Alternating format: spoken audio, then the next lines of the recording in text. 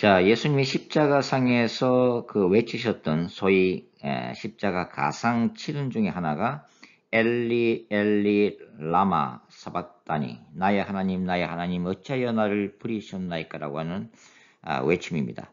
마태복음 27장과 마가복음 15장에 기록이 되어 있죠. 자, 예수님의 이 절규, 이 외침은 원래 다윗이 절망 중에 하나님께 고백했던 시편 22편 1절을 인용한 것입니다.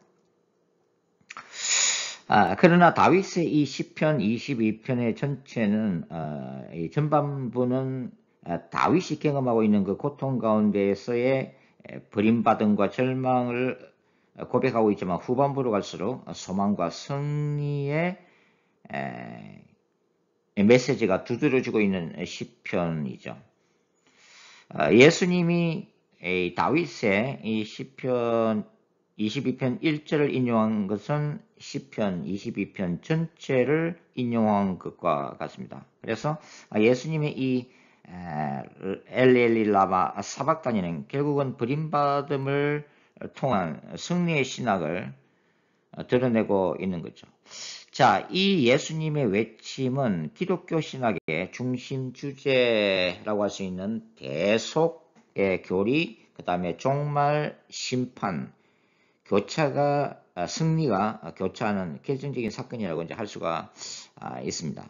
그러니까 예수님의 이 십자가상의 절규는 단순히 인간적 차원에서 고통 가운데 울부짖는 표현이 아니라 구약과 신약이 통합되는 지점이라고 할 수가 있는 거죠. 자, 이 예수님의 외침에 대해서 신학자들은 몇 가지로 이제 해석을 냈습니다. 프랜스라고 하는 학자는 이 예수님의 외침이 고난당하는 의인의 그 소망을 반영하고 있으며 예수님이 메시아로서 이스라엘 운명을 대신 짊어졌다. 구속사적 관점에서 해석을 하고 있습니다. 그리고 몰트만은 십자가에 달리신 하나님이라고 하는 책에서 예수님의 이 절규를 성자 하나님이 성부 하나님으로부터 실질적으로 버림받는 사건으로 보고 있고 삼위일체 내에서의 분리를 신학의 핵심으로 제시를 하고 있습니다. 존 스타트는 예수님의 이 절규 가운데 하나님의 공의가 나타난 대속적 심판으로 보면서 예수께서 죄인들을 대신해서 하나님의 진노를 감당하셨다 이렇게 이제 적고 있습니다. 톰 라이트는 예수님의 절규는 이스라엘 역사의 클라이막스로서 예수께서 이스라엘 대표로 심판을 감당하심으로 하나님 나라의 도래를 성취했다고 이렇게 보고 있습니다. 이렇게 신학자들은 예수님의 이 절규를 단순한 인간적인 고통을 표현하는 것이 아닌 구속사의 중심, 하나님과 인간 또 하나님과 하나님 사이의 긴장 관계로 해석을 하면서 성경신학과 구속사적인 맥락을 풍성하게 만들고 있는 거죠. 자, 저는 이 시간에 종말론적 거룩한 전쟁 신학적 관점에서 예수님의 이 버림받음의 외침에 대해서 함께 여러분과 함께 공부를 해보도록 하겠습니다. 자, 구약에 나타나는 거룩한 전쟁 신학에 보면 전쟁은 하나님께 속한 것이고 하나님이 직접 싸우시는 본질을 가지고 있습니다. 그러니까 하나님은 이스라엘을 위해서 싸우시는 홀리 워리어, 거룩한 전사로 나타나시는 거죠. 그래서 이스라엘이 언약을 준수하고 말씀에 순종할 때는 하나님은 for Israel against enemy, 이스라엘 위해서 대적과 싸우시는 전쟁하시는 하나님으로 나타나시죠. 그러나 이스라엘이 우상 숭배와 불순종을 해서 타락할 경우는 어떻게 돼요? 하나님은 그들에게 야훼의 거룩한 전쟁으로서 against Israel through enemy, 주변 대적들을 통해서 이스라엘을 징계하시는 하나님으로 나타나신다고 하는 거죠. 그러니까 이스라엘이 그 바벨론 포로로 끌려갔던 사건은 하나님이 당신의 백성을 징계하시는 사건이고 이스라엘 버리시는 사건이죠. 그러나 이 바벨론 포로 사건이 끝이 아니라 하나님은 동시에 그분의 언약에 기초한 그 헤세드, 긍휼의 기초에서 예루살렘의 회복을 약속하시고 예루살렘의 기환을 역사적으로 이제 성취시키고 있는 거죠. 그래서 구약에서 이 버림받음이라는 것은 단지 이 멸망이 아니라 정결함을 통한 구속의 역사를 예고하고 있다고 하는 것입니다. 따라서 이 십자가에서의 예수님의 절규는 이 구약적 흐름과 직접 연결되고 있다고 하는 거죠. 인류의 죄를 대신 짊어가신 그 하나님의 어린 양으로서 전 인류를 대신한 거룩한 심판의 대상이 되시지만, 그러나 이 고통과 절규 속에서는 바로 하나님의 승리의 빛이 깃들어 있다고 하는 것입니다. 따라서 이 십자가 사건이라는 것은 종말론적 거룩한 전역 신학적인 관점에서 볼 때는 하나님의 나라와 사탄의 나라 간의 그 투쟁이 갈등이 이 절정을 이루는 곳이라고 하는 거죠. 바로 하나님과 사탄의 권세 사이에서 벌어지는 영적 전쟁이 두드러지고 있는 현장이 바로 십자가고 예수님의 이 버림받음의 사건이 그러한 과정 중에 속해 있다고 하는 것입니다. 자, 예수님은 하나님께 아버지께 완전히 버림받은 자의 자리로 들어가십니다. 바로 그 버림받음이라고 하는 그 자리에서 사탄과 죄, 죽음의 권세를 짊어지고 역설적으로 승리하시는 역전 드라마가 이제 펼쳐지는 거죠. 결국은 이 버림받음이라고 하는 것은 하나님의 심판을 받아냄으로써 사탄의 모든 저주와 죽음의 권세를 무력화시키는 거룩한 반전이 이루어지는 곳이라고 하는 것입니다. 자, 사탄의 원래 기반은 인간의 죄입니다. 그죠? 인간이 죄를 지을수록 사탄의 권세는 더욱더 커지고 있습니다. 그러나 만일 이 죄의 속죄가 이루어지면 그 죄를 기반으로 하고 있는 사탄의 권세 또한 무너지게 되어 있다고 하는 것입니다. 자, 우리가 알고 있다시피 십자가사를 통해서 사탄은 굉장히 극심한 혼란을 경험한 것으로 보입니다. 왜냐하면 처음에 이제 이 베드로의 말 속에서, 그러니까 예수께서 십자가의 고난을 예고하셨을 때 베드로가 만류를 하잖아요. 그리하지 마옵소서. 그럴 때 예수님은 바로 사탄아 내 뒤로 물러가라라고 말씀하시는 거죠.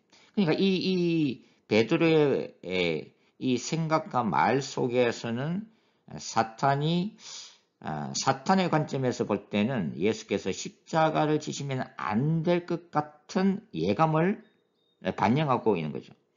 그러나 나중에 가룟 유다를 통해서 이 가룟 유다의 인격을 장악한 사탄은 결국은 가룟 유다를 통해서 예수님을 십자가상에 달리도록 모든 그의 전투력을 쏟아붓는 모습을 볼 수가 있습니다. 그러니까 사탄이 이 예수님의 십자가 사건과 관련해서 굉장히 혼란을 경험했다는 것을 우리가 알 수가 있다고 하는 거죠.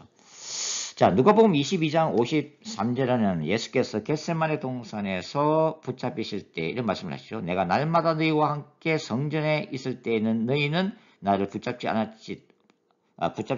그러나 이제는 너희의 때요 어둠의 권세로다. 이렇게 말씀하시는 장면이 나오죠. 이것은 사탄이 이 유대교의 최고 결정기관인 사내들인 공예를 완전히 장악했다는 것을 말씀하고 있는 거죠. 말 그대로 어둠의 권세가 이제 골고다 언덕을 향해서 직결하고 있다는 것을 말해주고 있는 것입니다. 예수님은 그 상황 속에서 이미 겟세마네 동산에서 아버지의 뜻을 재확인하고 이제는 자발적인 순종으로서 이 십자가를 이제 지시게 되는 거죠. 자, 예수님은 이 버림받음을 통해서 역설적으로 우주적 왕으로 복귀를 하십니다. 그것이 바로 부활 사건이죠. 그러니까 예수님의 부활은 이 구약의 그 바벨론 이 포로의 고난 시기를 거쳐서 이스라엘이 예루살렘으로 회복되는 것과 병행되고 있다고 하는 거죠. 그러니까 십자가에서 예수님이 성부께 버림받은 것은 이 하나님의 헤세드에 기초한 회복의 필연성을 전제하고 있다고 하는 것입니다. 즉, 이 절규는, 예수님의 절규는 종말의 패배가 아닌 새 창조의 시작을 알리고 있다고 하는 거죠. 처음에는 예수님의 사역이 실패로 끝난 것 같지만 부활 사건을 통해서 역전의 승리의 드라마가 펼쳐지고 있다고 하는 거죠. 그러니까 이 버림받음의 사건은 사탄의 왕국이 붕괴하고 하나님의 나라의 도래를 알리는 우주적인 반전의 바로 신호탄이 된다고 하는 것입니다. 예수께서 십자가상에서 엘리 엘리 라마 사박타니 나의 하나님 어찌하여 나를 버리셨나이까 이렇게 절규하신 사건은 단지 과거의 사건으로 끝이 난 사건이 아닙니다. 현대 그리스도인의 영적 현실에 깊은 통찰과 적용을 제공하고 있다고 하는 거죠. 자, 오늘날에도 많은 신자들이 실패를 경험합니다. 질병에 걸립니다. 상실을 경험하죠. 그리고 하나님의 침묵을 경험합니다. 그래서 그 가운데 하나님이 나를 버리신 것 같다고 느끼는 경우가 너무나도 많습니다. 그래서 이 현대에 있어서의 십자가의 절규를 우리가 반복하고 있는 거죠. 그러나 예수 그리스도 안에 있는 자는 결코 버림받지를 않습니다. 우리가 겪는 실패는 단순한 심판이 아닙니다. 하나님께서 우리를 새롭게 세우시기 위한 정결의 한 도구로 실패와 버림받음이 사용된다고 하는 거죠. 그러니까 포로로 끌려간 이스라엘이 다시 회복되었듯이 절망 속에 그리스도인도 십자가의 고통을 통해서 죽임을 경험합니다. 그리고 피 묻은 십자가를 다시 바라보고 붙들므로 인해서 역설적인 삶 속에서의 승리를 경험할 수 있다고 하는 거죠. 즉 절규는 부활로 연결된다고 하는 것입니다. 예수님의 십자가 절규가 부활의 시작이었듯이 그리스도인의 고난 또한 하나님의 생명 역사를 뚫고 나오는 지점이 될 수 있다고 하는 거죠. 우리가 버림받은 자로서 그리스도의 고난에 동참할 때에 이 부활의 영광에도 참여할 수가 있다고 하는 것입니다. 하나님은 지금도 실패하고 상처받은 자들을 통해서 역설적으로 사탄의 왕국을 무너뜨리고 계신다고 하는 거죠. 우리는 종말론적 거룩한 전쟁터에 써있는 하나님의 백성들입니다. 십자가에서 우리가 자를 고통과 절규의 과정을 통해서 못 박을 수 있을 때 우리는 비로소 죄에 대해서 승리하고 사탄의 권세에 대해서 승리할 수 있다고 하는 것입니다. 자, 오늘은 예수님의 십자가의 절규 속에 나타난 신학적 의미를 함께 공부를 해봤습니다. 감사합니다.